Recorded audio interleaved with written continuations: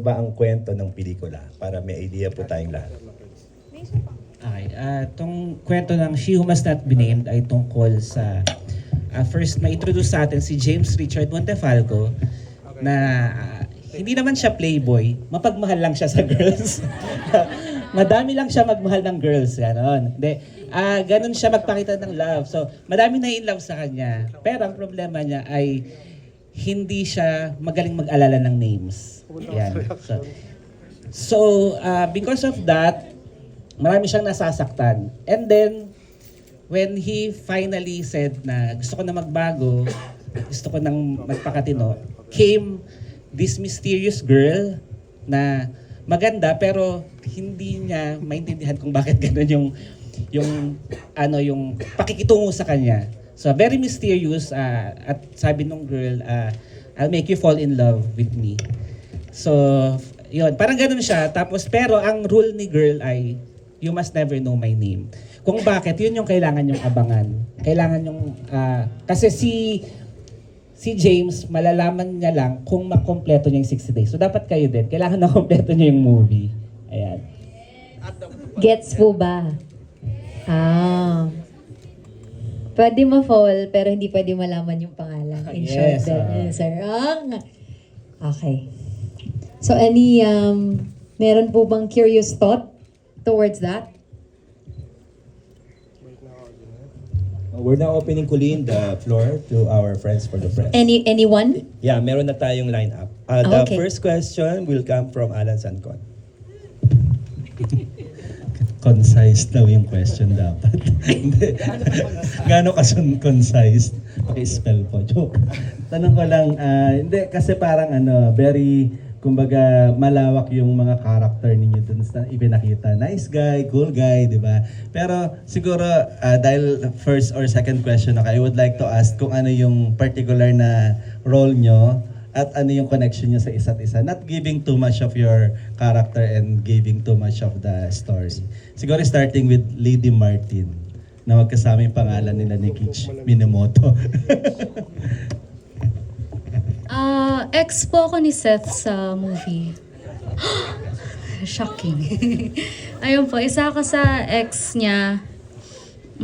Yun lang po. Ganda nun Hi, I'm the ex. Meet the ex pala, no? Ako po dito si Robin Montefalco, stepbrother po ni half-brother ni Seth Fidelin. And ano pa? Ni James. At ayun, anak sa labas. And ayun, doon nyo na lang malalaman yung buong kwento. Yun na lang yung G's nun. Siyempre, hindi si Renz magsasabi ng character. Writer siya. Sir Bobby? Yeah, I'm playing the father of Seth here. So, may issues kasi sa family dynamics ng pamilya ni Montefalco dito sa story na to. So, you'll find out when you watch the movie. Abangan. Caleb muna. Ako naman po dito si Paul Reynante. Tapos ako dito yung isa sa kaibigan ni James. Tapos alam niyo yung typical na mga kaibigan na sa grupo meron yung masiyahin, yung makulit, yung mapagbiro, yung tipong nanguurat ng mga barkada. Yun yung gawain ko doon. Ikaw yung konsentidor? Yes! Ay, Actually, Diyos ko, ako Lord. yun. Raven? Ako po, ang pangalan ko dito is Mark. And sa kwadro kami, 4 kaming friends na boys. Typical na may minsan mahangin, gano'n. Pero may, yun, cool dude yung pangalan. Cool dude yung description niya. Yeah. Yung character po ako. Ellie? Ako po dito si Jana Montefalco. Younger sister po ako dito ni Seth and ni Kitch. Ako po yung kapatid na chismosa and makulit. Seth. Hello po, ako si James Montefalco. Anak po ako ni Sir Bobby. Half-brother ko si Kitch and of course, younger sister ko naman si Elijah. So, yun po, ang character ko lang naman dito is kumbaga parang mapagmahal and sobrang approachable na tao. Ilan po ba yung minahal? Ha? Ilan yung minahal mo sa pelikulang ito? Yung naghabol, 3 eh. so yes, ando tayo sa part na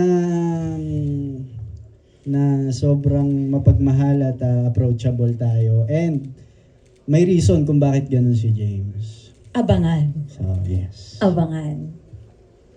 She who must not be named. Ano, tara? She is the one who must not be named. Wala po akong pangalan. Wala rin po akong connection sa kanilang lahat. Totoo po, hindi po ako nagbibiro. Totoo pong wala po akong pangalan, wala rin po akong connection kahit kanino po sa kanila. I would say, isa na lang akong intruder sa buhay ni James Montefalco. Yun po. Ang ganda naman ng intruder. Salamat po. Okay. Second- So, Sir Alan, you have a follow-up question po? Yung second question ko to Francine and Seth. Marami na rin kayo nagawa ng projects, di ba? Especially yung previous movie ninyo. How do you compare yung role nyo dito? Sabi nyo, this is your first rom-com, di ba? How do you compare yung character nyo rito? And paano kayo nakarelate? Siguro naman di ka totoong playboy in real life, di ba? Hindi. Mukha. Yeah, pero paano mo i-compare yung character mo dito sa character mo sa movie? This is our first rom-com and magaan. Kasi nga po sabi ko kanina, medyo nandun tayo sa drama, heavy drama.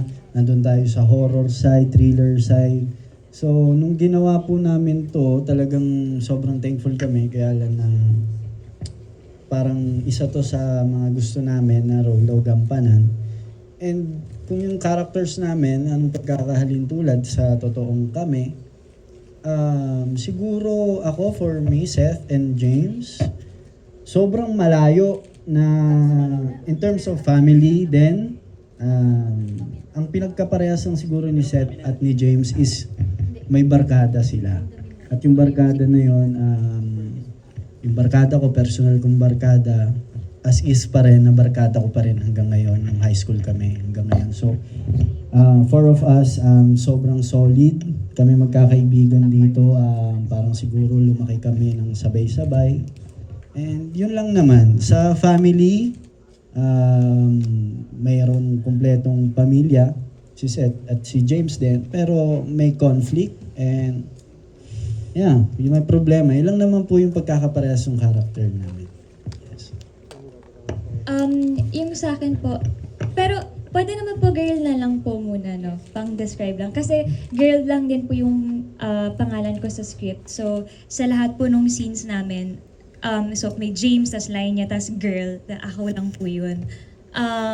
Si girl, paano ko ba? I would say siguro malapit si Francine at si girl with each other in terms of yung pagiging makulit and yung pagka-moody din niya. So, mas ganun po. Iniiklian ko po yung mga sagot ko kasi pag nagsalita ako, baka masira ko yung momentum. So, mas ganun po. Pero si girl kasi dito, independent din po siya. As in, parang kahit saan siya magpunta, kaya niyang dalhin sarili niya. Hindi niya kailangan ng kahit sino para alagaan siya or something. Mas ganun po siya. Sobrang misteryoso din po siya. Na-challenge pala ang character ni James Montefalco dito. Kay Sir Alan? Dahil nakita namin yung trailer na napaka-sweet at napaka